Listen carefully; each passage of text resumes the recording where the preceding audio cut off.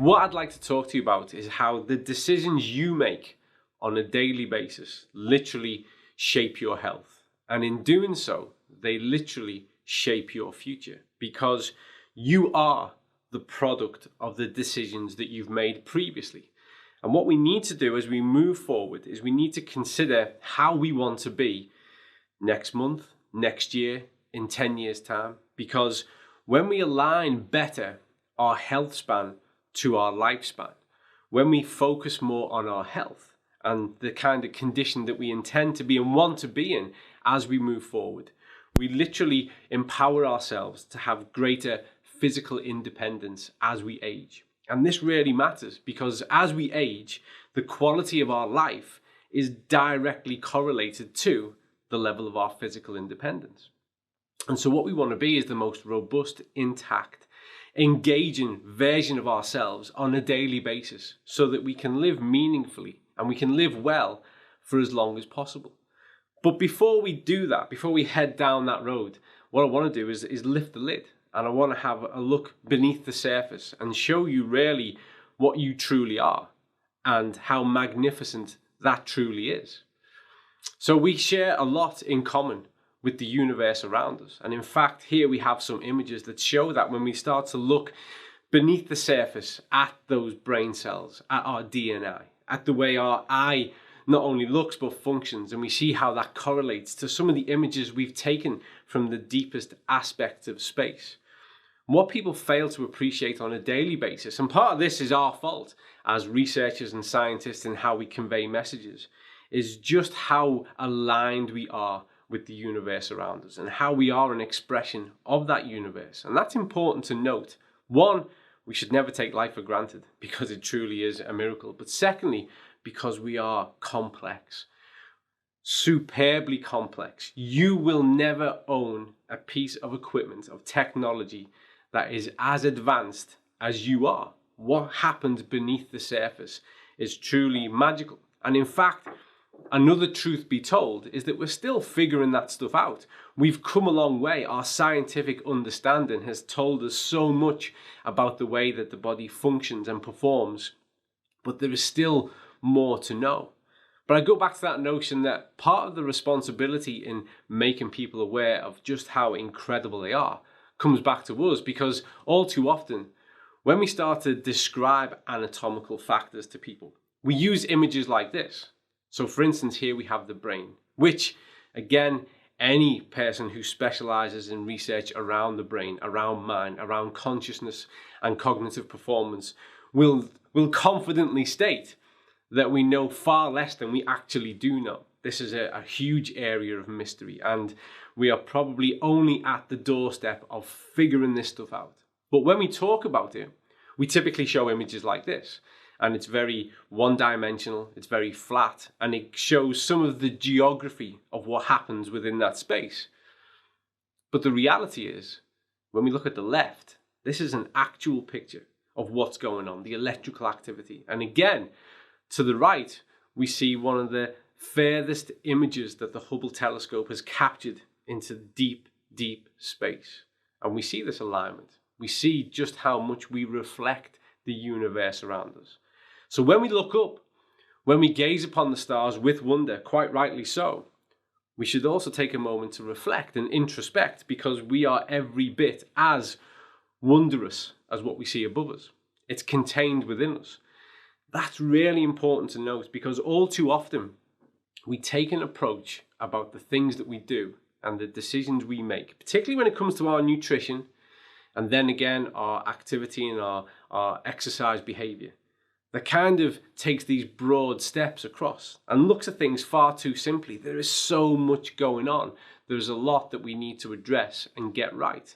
And because there is a lot that we need to get right, it's really easy, even with the best of intentions, to fall short, or even, in the worst instance, to get things wrong.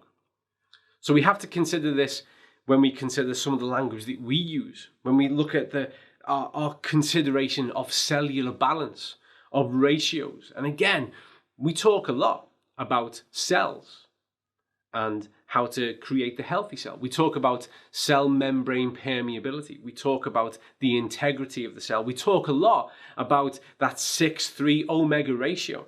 And often we use pictures like this when we're doing so. And on the right, we've got something that again is flat and shows something of the process that is taking place within that cell.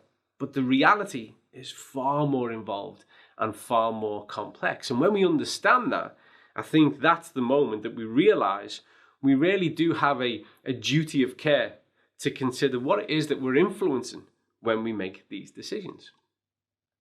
Here's a better image. This is now starting to show you really the reality of what a cell looks like. And if we consider this for a moment, it looks far more like a cross-section of a planet.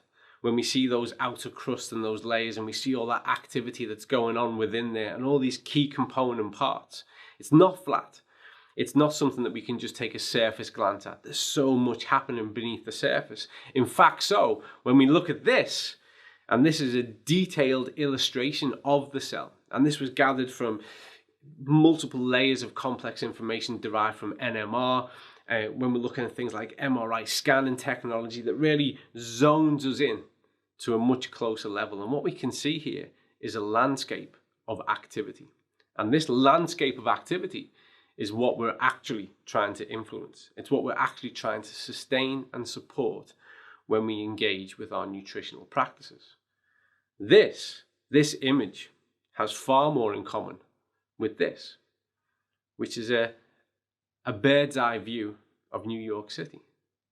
It is an advanced infrastructure that relies wholly on effective communication, diversity, and balance. It requires everything to be in its place. It requires that continued interaction. If a piece is missing, then something goes wrong. That's just simple fact. If consistently there isn't enough of what we need in place, and if we consider New York City for a moment, if there weren't enough taxis to take all those people to all those places they need to be, then the system would work less effectively. The system would start to break down. And that's what we need to consider, because this is very similar to what is happening inside of us. We have this really advanced ecosystem that relies on the exact same components as the ecosystems we've invented, that we rely on in our day-to-day lives. And if there are parts missing, or if there is an insufficient amount of certain parts, then the system starts to come under strain. The system starts to break down. This is a flat representation, I guess, of some of how that system works. And this is in a viral condition. This is an insight to our immune response when there is a virus present. And we don't need to dwell on that. What we need to focus on are the component parts of this, where we can see those vitamins and the key role they play within that communication, within that ecosystem. If there are insufficient amounts available, then the system won't work well. If we are deficient, if they are not there at all, then the system is compromised from the start. When we look at our dietary choices, and we should look at our dietary choices, we should be looking and working towards making better dietary choices. It's still difficult to ensure that we have sufficient amounts on a daily basis. That's just a fact in the modern world. It simply is. There are multiple things that influence that outcome. One, food availability. Secondly, the integrity of the food. We know that there is such disparity amongst even fresh foods with regards to what nutrients they contain, that it's more of a challenge. That doesn't mean that we shouldn't consume food that way. We 100% should, but we should also be looking at what strategies we can implement to make sure that this really sophisticated and advanced communication network is dealt with and satisfied and served on a daily basis. Because this is a simplified version of all that goes on within every second of every single day. Whether we're in a viral state or not, we rely so much on our immune function just to function ourselves on a daily basis. Let's go now into the center of the human universe, which is the gut. This really is where it all begins for us. And again, On the left there, we have a typical graphical illustration of the kind of processes that take place. But on the right, we've got a real actual photograph of that ecosystem. It's diverse. It is equivalent to a tropical rainforest. It is well balanced. It is carefully balanced. And that area, that ecosystem, needs to be fed. It needs to be nurtured on a daily basis. Anything that engages with that system has an impact and effect. Nothing is passive. So when we put good stuff into the system, and when we make sure we've got those dietary fibers and we feed that environment and encourage it to flourish, then it's best equipped to help us as best as it possibly can, as it was designed to do over all those years and years of evolution. When it's in that kind of condition, we can absorb nutrients from food better. And it's often said that you are what you eat, but it's more accurate to say you are what you absorb. If the center of the human universe is compromised from the start, if it's not sufficiently served with regards to the nutrients it requires, then it can't function effectively in order to get us to those cellular aspects. It simply can't. We need to address this, because the fact is that approximately 70% of our immunity is contained within the intestines. So it really is the center of our universe. We need to care for it. We need to nurture it. And the truth be told, there's a lot of what we do across the globe that has the opposite effect. I would never want to invoke any type of food fear, but there is a truth to say that if we are not engaging and we're not bringing something into that system that's positive, then we're going to be having a negative effect. And over time, that takes its toll. Over time, that has a prolonged impact on our capacity to absorb nutrients. And it's this slow road towards a compromised ecosystem that starts to lead us towards health compromises and problems. So it is important that we eat right and we eat well, but it's still difficult to serve this with regards to modern food availability and ensure that we have sufficient amount of what we need in there doing its job so that its job can be done as best as possible. I often say when people consider their food choices is choose your environment. Where's the place that you like to be? Where do you go in your downtime, on your vacation? Do you choose to go into the mountains? Do you choose to go to the beach, the meadows, the valleys? Where do you choose to go? Because what you need to start consider is the places you would choose to go, that you would opt to be, need to reflect the places that you would bring within you. And when we are wholly reliant on foods that have been artificially created, enhanced, flavored, all across that spectrum, we need to consider, are these the environments that I would choose to go to? Because what you need to do is let those environments be within you and start to make a more intelligent, informed choice about your food orientation, about where it's derived from, what's been the process of taking it from where it was into what appears on your plate. We do need to be more conscious about this. We need to be more actively conscious and proactive about those choices, because over time, we reflect what we do. We are the outcome of all those decisions we make. And we know that food is powerful. Our choice of diet influences psychologically as well as physically. It literally shapes how we think. And when we start to mold our thoughts based on the foods that we consume, then it doesn't take too long until we're in a position, then actually we have to consider what's informing my food choices. Because taste buds are so malleable. They can be educated, but, which is worth noticing, they can be re-educated, which is even more powerful, I guess.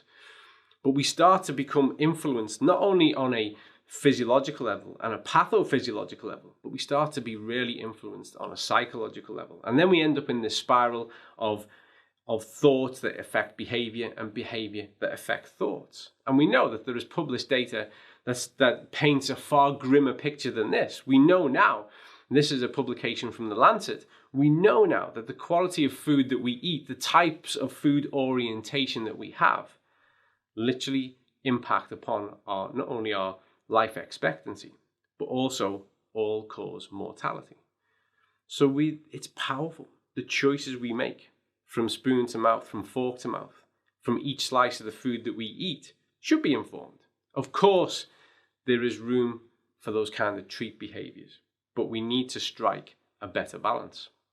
Because right now, the real global food pyramid looks like this, whereas 60% of all foods we consume come from ultra-processed sources. And actually, we can add on top of that an average of another 15 to 20% from other types of processing food. And what makes up the smallest amount, less than 20% more often, are those better choices. And we need to flip that. We need to get that back so that 80% of what we do, what we consume, is the really good stuff that is working with us and for us and enhancing those complex systems and not working against us. And then we can, without any guilt, without any remorse, and without any concern, enjoy that 20% of treats, because life is a wonder and it's an incredible ride, and we should enjoy the journey. And food is a joy, but we just need to strike a better balance. We need to fall back in love with better foods, because we need to fix this, because we know the impact that the processed foods and the ultra-processed foods has upon the system. They have everything in an abundance that we need to have less of. They're high in sugar, packed with those omega-6s, high in salt. We see a range of things that in reality, most of our messages are about how can we reduce these things down. It's very rare that I would talk as a nutritionist about eliminating anything from your diet. It's about having things on healthy terms so that you're in control and you're in command. And that's all about making informed food choices on a daily basis. And you should be working towards advancing your health status, not just on a daily basis, but with every meal and snack that you take on board. Consider, how much is this working for me? How much is this taking me forward into the quality of life and the standard of life I expect and deserved? Because you are unique and you should treat yourself as such. Often, at this kind of interchange, the debate over exercise, athleticism will come into play with regards to, well, if I eat well and I'm doing my physical activity and I'm doing my exercise, surely I'm doing all these things right, then actually the notion of needing further support or impact on my diet means less because I'm doing all of these things. It's not that simple. And in fact, as someone who spent the past 25 years working with elite athlete populations, effective supplementation is more often than not a key part of our nutritional strategy. Where it can be problematic when we start to consider exercise and elite performance is we can fall into these kind of three categories. One, energy becomes a major focus. So we start to consider on the energy requirements of the task, of the exercise, of the sport and event, and we start to structure the diet off a macro profiling approach to make sure that we've got enough energy available. That's an important part, but it often comes at the cost of looking at the quality of the diet because we've become so focused on the quantity of the diet. When we focus on the quantity of the diet, we're drawn into this notion of calorie counting becoming a common language. So this starts to create a minefield if we don't keep a keen eye on those quality factors as we move forward. And also adding to that is a simple fact that as we increase the intensity, the duration, the demands of exercise, well, we see actually further compromise and stress added to the immune system. So the immune system and immune function has to work harder to maintain homeostasis, the dynamic art of equilibrium. So for us to be biologically, physiologically intact and robust, we need to counter the fact that the benefits of this exercise, of this training, comes at a cost. And we need to reflect that in our diet. Because if you remember, that glimpse we had of that complex ecosystem, that's how it works. That's what it's functioning through and as each and every day. When we increase the demand, we put more stress on that system, then we need to add more of the components that keep that system intact. So it's simply not enough for us, and it's certainly not the intelligent approach, is to consider, well, my diet is pretty good and I do my physical activity and exercise, because we know from those fields that that's great, but we still need to do more, and we can do better because we have the means to do so. Food technology has come a long way, and we should embrace that. We can do things better, So we should. We should eat well to be well. That's a key fact. It is directly correlated with all-cause mortality. We've already looked at that slide and considered that evidence. We know that it shapes how we feel each and every day, from our thoughts to our physical wellness. So we should be looking at how we can optimize each and every single one of these areas and do so effectively. But let's get real for a moment. We have to do it in a way that lends itself to human behavior, because we have societies now that are based on convenience. And in fact, more often than not, it's convenience that has taken advantage of people's health, because we can do things quick.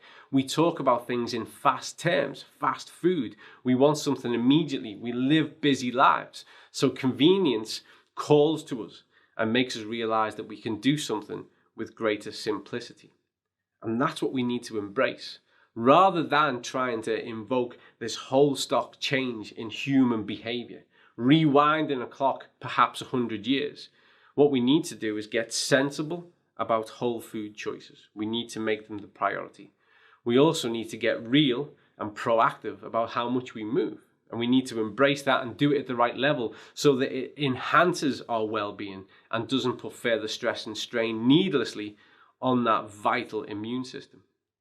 And in order to do so, we need to invoke 21st century solutions. We have within our reach, in our hands, intelligent products that shape effective strategies, that are ethically derived, which is ever more important as we move forward. We consider in every kind of possible context the impact that we have on the planet and how we can do things better and we can get more from less. And we need to look at sustainable behaviors. We need to make choices based around our diet and our activity that we can start today and we can continue forever. It's not about dietary interventions. They typically fail. When we work towards a set outcome, maybe it's the beach body, and you give yourself 3 months to achieve it. Great. What happens after the 3 months? Well, all the statistics tell us that people put the weight back on. And in fact, more often than not, put more weight back on. Intervention-led dietary changes don't work. We need sustainable behaviors. We need simple, effective, intelligent products that create a solution that we can embed every single day. We need to consider balance of the ecosystem of ourselves at a cellular level. We need to look to restore on a daily basis the center of the human universe. And we need to protect ourselves from who knows what and whatever comes next, from what we know and from the things that we're yet to discover. Our immune system is the vital component that keeps us intact, that keeps us well, and it allows us to move forward, and is a fundamental aspect of aligning our health span to our lifespan. And remember, you are unique. This life is yours. You are a reflection of the universe. You should not accept anything less than the best for yourself and your loved ones as you move forward. Because for whatever else there is above and beyond this, we have this right now, and it's incredible. And the more we engage, the more we explore, the better we feel, the more we do, the more fulfilled, the more satisfied we are. Life is a miracle. Life is rare. Despite all these images from deep space, we can't see it anywhere else. So we should embrace it. We should set our personal standards high, and our dietary choices and our choices of supplementation and how we advance our health on a daily basis should reflect the value we put on ourselves and those around us.